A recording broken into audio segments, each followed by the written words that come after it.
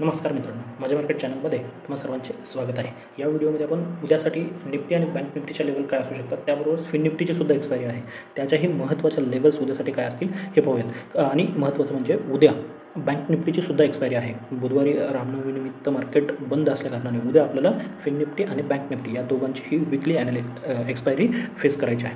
त्या अगोदर आपण काल काय चर्चा केली होती किंवा कालच्या महत्त्वाच्या लेवल आपल्या काय होत्या हे पाहूयात. काल ज्या लेवल डिस्कस केल्या ना त्यामध्ये एक लेवल मार्क करून दिलेली होती, ती होती 22,420. 22,420च्या वरती ओपन झालं तर एक डिफरंट अप्रोच असणार होता आणि 22,420च्या खाली ओपन झालं तर एक डिफरंट अप्रोच असणार होता. काल काय चर्चा केली होती, जर याच्या खाली ओपन होऊन इथे टेस्टिंगला येते तर डेफिनेटली आपण पुट शोधणार आहोत. आता याबरोबरच मी नेहमी काय सांगत असतो, बाकी लेवलसुद्धा आपल्या हाती असल्या पाहिजेत. वीकली ॲनालिसिसमध्ये आपली जी महत्त्वाची लेवल होती ना ती काय होती तर 22,280. आणि कालसुद्धा सांगितलं होतं की 22,280 आहे किंवा खाली त्याच्या खाली जास्त एक्स्ट्रीम केसमध्ये आपण कुठे जाऊ शकतो तर 190ला. मग 22,280 ही जर लेवल तुम्ही मार्क केली असती तर परफेक्टली, आणि खूप वेळा हे सांगून झालं की मोठं गॅपडाऊन होते ना तर त्यावेळेस थोडी वाट पाहणं गरजेचं असतं. परफेक्टली या लेवलला टेस्ट झालेलं आहे मार्केटने आणि तिथून 420 जी लेवल आपली होती महत्त्वाची त्याच लेवलला मार्केट पुन्हा एकदा टेस्ट करायला गेले. आणि हा प्राईज ॲक्शनचा रूल आहे. प्राईज ॲक्शन कधीही मधून होत नाही. एखाद्या रेअर केसमध्ये होतंही, अपवाद असू शकतो, परंतु प्राईज ॲक्शन नेहमी महत्त्वाचे सपोर्ट हा जो 360चा सपोर्ट होता ना त्याच्या खाली जसं निघालं ना तर 280ला टेस्ट करायला येणार हे निश्चित असतं. अगदीच 100% वेळा होत नाही, परंतु जर 10 वेळा तुम्ही असं पाहिलं तर 8 ते 9 वेळा तुम्हाला अशा पद्धतीची प्राईज ॲक्शन होताना पाहायला मिळते. आणि त्याच प्रोबॅबिलिटीवरती आपल्याला काम करणं गरजेचं असतं. आणि आम्ही अगदी याच म्हणजे 280-85ला जसं ही कॅन्डल बनली आणि याच्यावरती निघाली ना तर इथे एक चांगली बाईंग पोझिशन आपली बनलेली आहे. आणि तिथून पहिलं टार्गेट ठेवलेलं होतं 360 आणि दुसरं टार्गेट होतं 420 आणि अगदी 15 ते 20 पॉईंट हा आपला स्टॉप लॉस होता जो नेहमीप्रमाणे. मग जर तुम्ही विचार केला तर 20 पॉईंटच्या बदल्यामध्ये तुम्हाला जवळजवळ 120 पॉईंट मिळालेले आहेत, म्हणजे 1:6चा अगदी परफेक्ट ट्रेड इथे मिळाला आहे. तुम्ही जास्त काही नाही इथे जरी ट्राय केलेलं असेल तरी 1:3 1:4 अगदी आरामात मिळालेले आहेत. मग त्यानंतर निफ्टीवरती काही करण्याचा विचार केला नाही, नक्कीच फॉल दिसत होता. खरं तर आजचं काम खूपच प्रेडिक्टेबल असं काम झालेलं आहे. न्यूज येते काय, ग्लोबल न्यूज येते, ग्लोबल न्यूजचा प्रेशर आहे, जेवढं गिफ्ट निफ्टी दाखवत होतं त्याच्याहीपेक्षा मोठं गॅपडाऊन, एक महत्त्वाचा सपोर्ट टेस्ट आणि तिथून मार्केट वरती आले. फक्त महत्त्वाचं काय झालेलं आहे किंवा काळजी करण्याचं, त्या महत्त्वाच्या सपोर्टच्या आसपासच मार्केट बंद झालेलं आहे. आता उद्या आपण कशा पद्धतीने ट्रेड प्लॅन करू शकतो हे पाहूयात.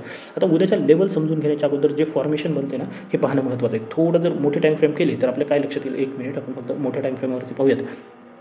एकदा इथे समजलं तर बाकीचे इंडेक्स समजायला सुद्धा सोपे जातील. जर तुम्ही इथे पाहिलं तर काय लक्षात येतं आहे, अप ट्रेंड, छोटासा पुलबॅक आणि पुन्हा अप ट्रेंड आणि एक परफेक्ट डाऊनफॉल.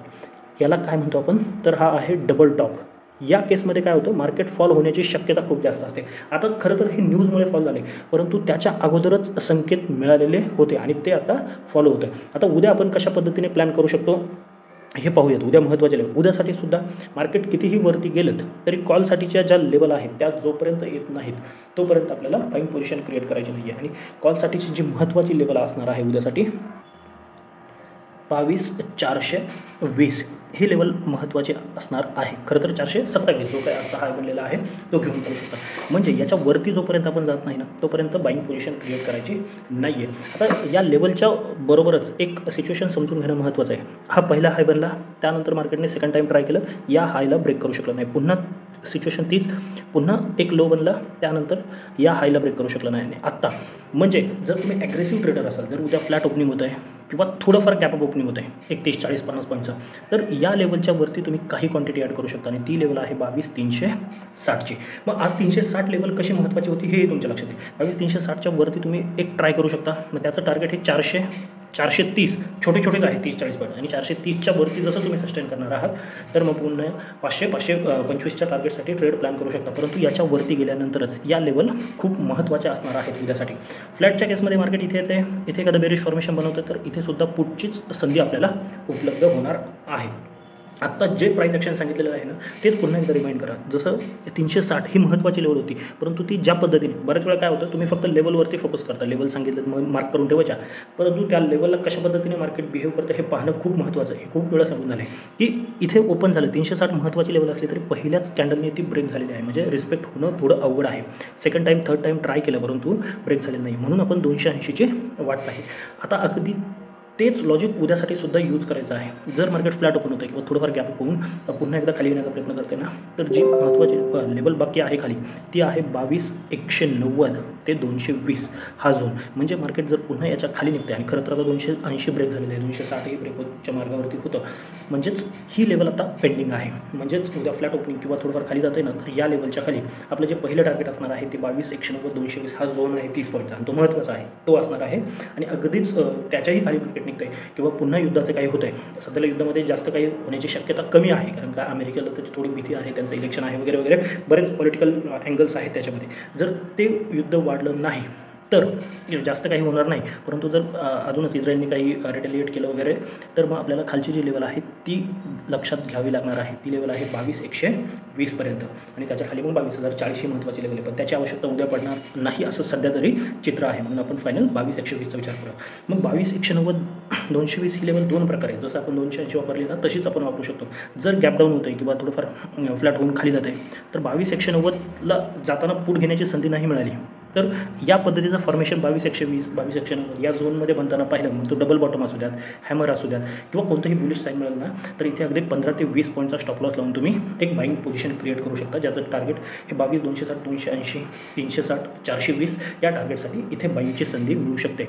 प्रत्येक लेवलला दोन्ही बाजूनी पाहणं गरजेचं असतं.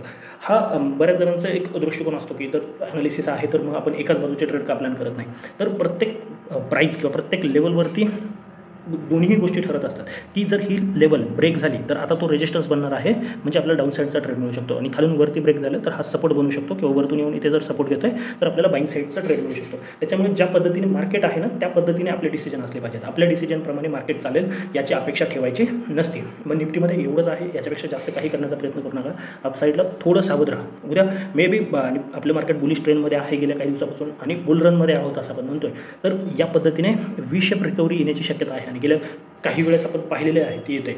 पण मग त्याच्या भरोशावरती किंवा तो मिस होईल याच्या पोटी काही अवास्तव ट्रेड करण्याचा प्रयत्न करायचा नाही आहे. जेव्हा आपण याच्यावरती निघू डेफिनेटली आपण कॉलच्या पोझिशनमध्ये बसणार आहोत, परंतु असंच होईल या अपेक्षेने कॉलच घेत राहणं आणि एस एल गेलं तरी ॲव्हरेज करत राहणं हे चुकीचं आहे. जर इथे येऊन मार्केट पुन्हा एखादा डबल टॉप असेल किंवा शूटिंग स्टार असेल, कोणतंही बेरिश फॉर्मेशन बनवतं ना, तर इथे सुद्धा पुढची संधी मिळू शकते. म्हणजे हा फॉल एक छोटंसं प्रॉफिट बुकिंग किंवा ज्यांनी इथून केलेला पोझिशन कॅरी केलेली आहे त्यांचा ट्रेलिंग स्टॉप लॉस आता इथे असेल, आणि मग ते ट्रेलिंग स्टॉप लॉस होण्यासाठी मार्केट येऊ शकतं आणि पुन्हा फॉल होऊ शकतो. तर त्यासाठी सावध राहणं गरजेचं आहे सध्याला. आणि विक्स, जसं की विकली ॲनालिसिसमध्ये मी एक्सप्लेन केलेलं आहे, विक्स आता सध्याला तुम्हाला वाढताना पाहायला मिळतं. विक्सवरती सुद्धा लक्ष राहू द्या.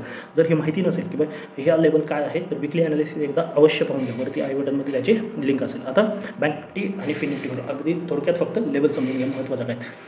जसं निफ्टीमध्ये राहिलेलं सेशन तेवढं बँक निफ्टीमध्ये पाहायला मिळत नाही आहे. म्हणजे पहिली कॅन्डल नक्कीच मोठी बनली, पण त्यानंतर ज्या पद्धतीने बँक निफ्टीमध्ये रिव्हर्सल आलं आहे ना, तसं निफ्टीमध्ये आलं आहे तसं बँक निफ्टीमध्ये पाहायला मिळतं.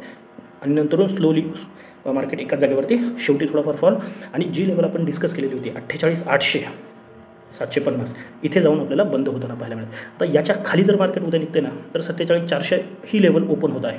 मग या लेवलला तुम्ही उद्या आहे एक्सपायरीला एक मोठी मुवमेंट आपल्याला बँक निफ्टीमध्ये अपेक्षित आहे. जर 47,400 उद्या कोणत्याही कंडिशनमध्ये ब्रेक झालं, आता मी लॉजिक सांगत नाही, लॉजिक निफ्टीच्या व्हिडिओमध्ये सांगितलेलं आहे, पण निफ्टीचं जे डिस्कशन आहे त्याच्यामध्ये आहे. मग 47,400 ब्रेक झाल्याच्या नंतर 47,200 आणि अगदी 47,000 ही लेवलसुद्धा पाहायला मिळू शकते. एक्स्ट्रीम केसमध्ये लक्षात घ्या, एक्स्ट्रीम केसमध्ये जर तिकडे 22,200 ब्रेक होते, तर इकडे सुद्धा तुम्हाला 47,000च्या खाली 46,800पर्यंतचा प्रवाससुद्धा पाहायला मिळू शकतो. म्हणजे 1,900 पॉईंटचा फॉल आपल्याला पाहायला मिळू शकतो. आता अपसाईड कुठे आहे, इथे सुद्धा अपसाईडसाठी तुम्हाला 48,100 ब्रेक होण्याची वाट पाहणं गरजेचं आहे. निफ्टीमध्ये ज्या पद्धतीचे हे फॉर्मेशन बनले ना, ते बँक निफ्टीमध्ये पाहायला मिळत नाही. बँक निफ्टी अगदी स्लोली आलेली आहे आणि शार्प कट आहे. त्याच्यामुळे 48,100 हीच महत्त्वाची लेवल आहे. 48,050 48,100 जोपर्यंत ब्रेक होत नाही तोपर्यंत बाईंगचा विचार करायचा नाही आहे. 47,400 ही लेवल आपल्याला दोन्ही कारणांसाठी वापरता येऊ शकते. जर फ्लॅट ओपनिंग किंवा गॅप डाऊन इथे येऊन एखादा डबल बॉटम असेल, मग ते अगदीच 400 असेल असं नाही की 500च्या आसपासही असू शकते, पण 500ला थोडं सावध करा.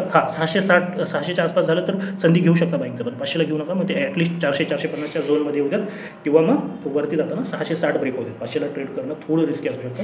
म्हणून ही लेवल आपल्याला दोन्ही पर्पजसाठी यूज करता येऊ शकते, बाईंग लेवलसाठी सुद्धा, आणि ही ब्रेक होताना आपल्याला अजून पुढच्या क्वांटिटी ॲड करता येऊ शकतात, किंवा नवीन शॉर्ट पोझिशन तुम्हाला 47,400च्या खाली घेता येऊ शकते. 48,100च्या वरती जे टार्गेट आहे ते 48,200 250 हे टार्गेट असणार आहे, जे की आपण लेवल कालही डिस्कस केली होती आणि त्याच्यावरती मग तुम्ही 48,400 48,600 पर्यंतचा प्रवास पाहू शकता.